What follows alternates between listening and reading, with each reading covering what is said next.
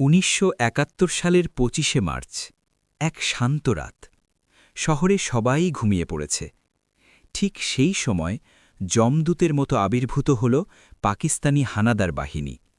তারা নিরস্ত্র মানুষের উপর ঝাঁপিয়ে পড়ল, ঘুমন্ত মানুষের দিকে গুলি চালাল, বাড়িঘরে আগুন ধরিয়ে দিল। মানুষ যে যেদিকে পারল প্রাণ নিয়ে ছুটে পালাল।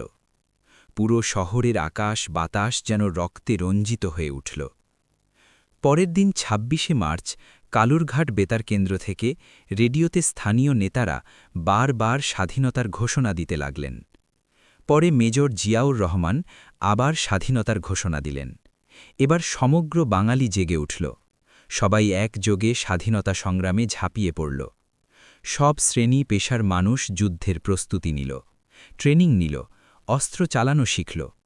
তারপর তারা সম্মুখ সমরে পাকিস্তানিদের বিরুদ্ধে ঝাঁপিয়ে পড়ল। এই যুদ্ধে ৩০ লক্ষ বাঙালি শহীদ হয়েছিলেন। তাদের এই ত্যাগের বিনিময়ে অবশেষে ১৬ই ডিসেম্বর বাংলার আকাশে স্বাধীনতার সূর্য উদিত হল। পৃথিবী পেল নতুন একটি দেশ। আমরা পেলাম নতুন মানচিত্র। বাংলার দামাল ছেলেরা ফিরে এলো বিজয়ীর বেশে। স্বাধীনতা দিবসের আজকের দিনে তাদের জানাই লাখো সালাম।